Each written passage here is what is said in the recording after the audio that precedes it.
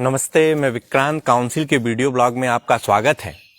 जब हम पिछली बार अर्थशास्त्र पर चर्चा कर रहे थे तो हमने ये समझा था कि कैसे एक सामान्य व्यक्ति अर्थशास्त्र को समझ सकता है, और उसमें हमने एक कहानी का जिक्र किया था। एक गांव है जहां कुछ लोग बैठे हैं, उसमें एक राम नगीना थे, एक त्रिभुवन थे, एक धानमती थी, और इन तीनों चारों लोग बैठ के जो है कुछ चीजों पे बातचीत कर रहे हैं। और हमने उसके जरिए समझा था कि अर्थशास्त्र असल में हम आपके जीवन में हमेशा मौजूद रहता है। उसी में जो एक किरदार थे हमारे, जिनका नाम हमने राम नगीना रखा था, जो उस पूरी कहानी के मुख्य किरदार थे जहां से हमारी कहानी की चर्चा चालू हुई थी, तो वो एक पेशे से किसान थे। और उनकी समस्या क्या थी कि वह अपने फसल का दाम निर्धारित करना चाहते थे, उसमें आने वाले लागत को समझना चाहते थे, कृषि बाजार को समझना चाहते थे। वो ये जानना चाहते थे कि जो उनकी पैदावार होगी उसको वो कितने रुपए में बेचेंगे, ताकि जो उनकी लागत लगे उसकी भरपाई हो जाए और उन्हें कुछ लाभ भी हो जाए। लेकिन उन्हें विगत कई सालों से कृषि में कोई बड़ा लाभ नहीं हो रहा है, वह लागत के बराबर ही पहुंच पा रहे हैं। कई बार तो उन्हें लागत से कम पैसे प्राप्त हो जाते हैं। तो समस्या क्या है? तो असल में जो कृषि संकट है, अगर आप कृषि संकट को समझने का प्रयास करेंगे तो उसमें दो चीजें बहुत महत्वपूर्ण हैं जो हमें समझनी होगी। पहली चीज यह है कि किसानों को उनकी फसल का वाजिब दाम नहीं मिलता है।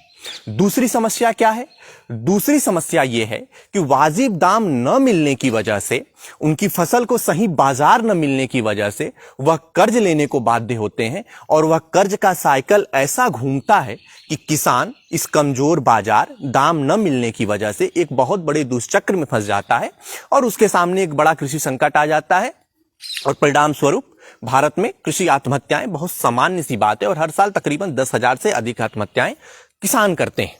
तो समस्या यह है पूरे कृषि संकट की कि सिर्फ एक केंद्र बिंदु है, सही दाम न मिलना, और उसी केंद्र बिंदु से निकलता है कर्ज लेना, और ये पूरा कृषि संकट हमारे सामने दिखाई पड़ता है।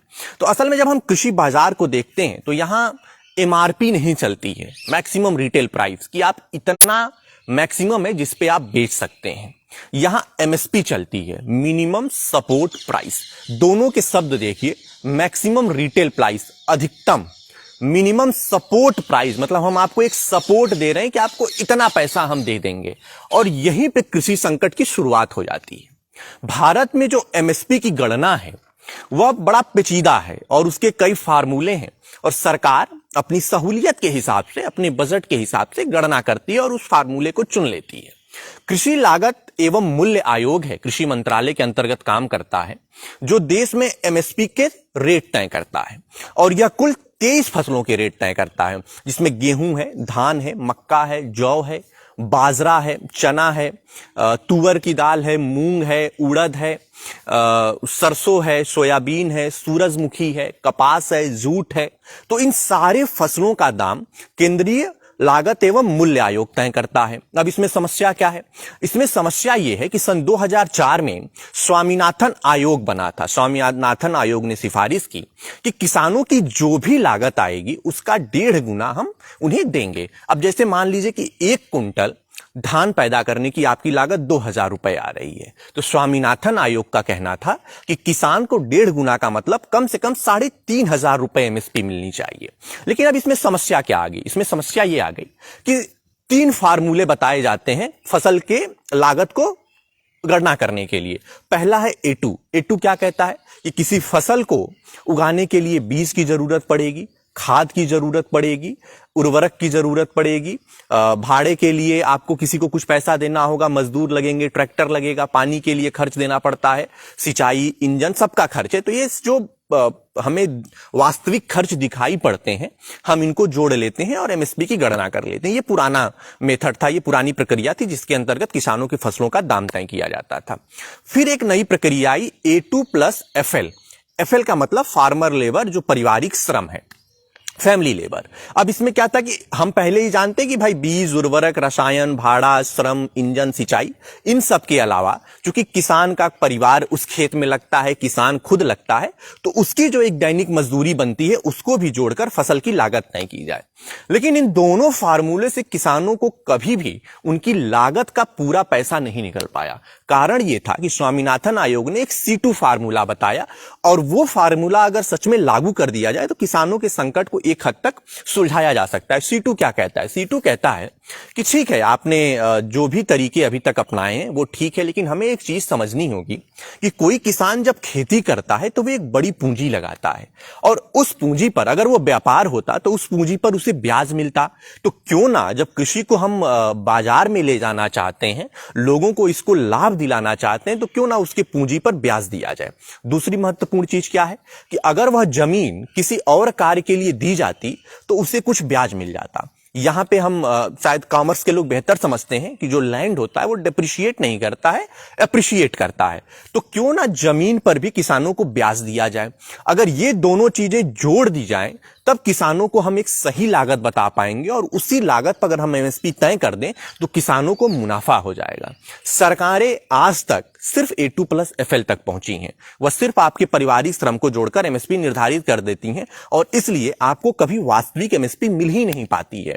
और यह एक लंबा आंदोलन चला आ रहा है कि वास्तविक MSP के लिए C2 पद्धति के हिसाब से सारे फसलों को, जो 23 फसल निर्धारित किए गए हैं, और भी फसल शामिल किए जाने चाहिए, तो जो 23 फसल है कम से कम उनको C2 पद्धति के हिसाब से उनका मूल्य निर्धारण किया जाए। अब इसमें आप नुकसान समझिए कि होता क्या है। किसान सही दाम नहीं पा पाते हैं तो उनके साथ समस्या आ जाती है। अब सरकार इस चीज को नहीं समझ पा रही हो, लेकिन यह समझना बहुत जरूरी है कि एक अध्ययन हुआ था आर्थिक सहयोग विकास संगठन और भारतीय कृषि अनुसंधान परिषद के बीच में, और उस अध्ययन ने बताया कि सिर्फ सही MSP न मिल पाने की वजह से, किसानों को उनकी लागत का सही दाम नहीं मिल पाने की वजह से सन 2000 से लेके 2017 के बीच में किसानों को कुल 45 लाख करोड़ रुपए का घाटा हुआ है, और यह इस साल के बजट से भी ज्यादा है। मतलब देश का जितना बजट नहीं है उतना किसानों ने अपने फसलों पर घाटा सह लिया है। तो ये जो राम नगीना है, इनको ये बात समझ में नहीं आ रही है कि वह जब इतनी मेहनत कर रहे हैं, फसल उगा रहे हैं, तो उनके साथ समस्या ये आ जा रही है कि वह लागत की गणना नहीं कर पा रहे। उन्हें ये नहीं समझ में आ रहा है कि वो जो पूंजी लगा रहे हैं उस पे भी कुछ उनको ब्याज मिलना चाहिए, जो उनका जमीन इस्तेमाल हो रहा है उसका भी ब्याज जोड़ना होगा, और तब जाकर कहीं फसल की सही लागत का निर्धारण हो पाएगा, और तब उनको बाजार में कुछ लाभ हो पाएगा। तो राम नगीना को तो ये चीज नहीं समझ में आ रही है, लेकिन सरकारें भी इस चीज को लेकर बहुत ही उदासीन रही हैं, और उन्होंने भी A2+FL से आगे निकलकर C2 पद्धति को नहीं अपनाया है। तो अभी राम नगीना जैसे किसानों के लिए समस्या ये है कि राम नगीना, जब हम कहानी की चर्चा करें तो उसमें एक महत्वपूर्ण चीज थी। जब राम नगीना अपनी बात करते हैं तो वो कहते हैं कि मेरा बेटा बहुत परेशान है और वो रोजगार के लिए अवसर देख रहा है कि कहीं उसको उसके हिसाब से रोजगार मिले तो वो ज्वाइन कर लेगा। राम नगीना नहीं चाहते हैं कि उनका लड़का उनकी तरह खेती किसानी में आए, और यह एक वास्तविक सच्चाई है। सरकार का भी अपना एक सर्वे है, मैं बात अपने आप से नहीं कह रहा हूं, NSSO का एक सर्वे है, और उसमें कहा गया कि 40% देश के किसान ऐसे हैं जो नहीं चाहते हैं कि उनके बच्चे उनकी तरह खेती किसानी में आएं। क्यों नहीं चाहते? क्योंकि उनको यह बात बहुत वास्तविक रूप से पता है कि खेती किसानी लाभ का विषय नहीं रहा है, लाभ का सौदा नहीं रहा है। जिस तरीके से उनकी जिंदगी घाटे, कर्ज और तमाम परेशानियों में बीत गई, वो नहीं चाहते कि उनके बच्चों की जिंदगी भी खेती किसानी में आकर बर्बाद हो जाए। इसलिए किसान चाहते हैं कि उनका लड़का पढ़ लिख ले और रोजगार बाजार में जाके एक 10, 12, 15 हजार, 20 जितने की नौकरी उसे मिल पा रही हो महीने की, वो कर ले, क्योंकि उन्हें पता है कि वो लाख मेहनत कर ले, वो इस खेती से उतना पैसा नहीं निकाल सकता है। तो अब इसमें समस्या क्या है कि राम नगीना की समस्या को समझ तो सबको ही रहा है, लेकिन उसके सॉल्यूशन पे बात नहीं की जा रही है कि क्या ऐसा कर दिया जाए कि उनकी प्रॉब्लम सॉल्व हो जाए। तो अब हमें बहुत सिंपल सी चीज है, देखिए, किसानों के पास बाजार नहीं है। अगर उनको बाजार उपलब्ध हो जाए तो वो बड़ी आसानी से अपनी उपज वहां तक पहुंचा सकते हैं। दूसरी समस्या क्या है कि वो जो लागत मूल्य की गणना है, वो समझना होगा हमें कि जब तक हम उनको सही लागत मूल्य की गणना करके MSP का निर्धारण नहीं करेंगे, किसान कभी लाभ में नहीं आएगा, उसकी फसल कभी भी सही दाम पे नहीं बेची जाएगी।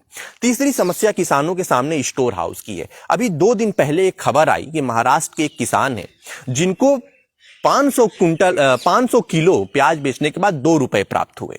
बाजार में 70 किलोमीटर वो अपना पूरा प्याज लाद कर ले गए, वो भाड़े में सारा पैसा निकल गया और बचा उनके लिए सिर्फ 2 रुपए। समस्या क्या है इसमें कि स्टोर हाउसेज इतने बड़े स्तर पे नहीं मौजूद हैं कि किसान सही समय के इंतजार के लिए अपनी फसल को स्टोर कर ले। तो जैसे उसकी पैदावार होती है वो चाहता है कि जल्दी से बाजार में बिक जाए, कुछ पैसे मिल जाए।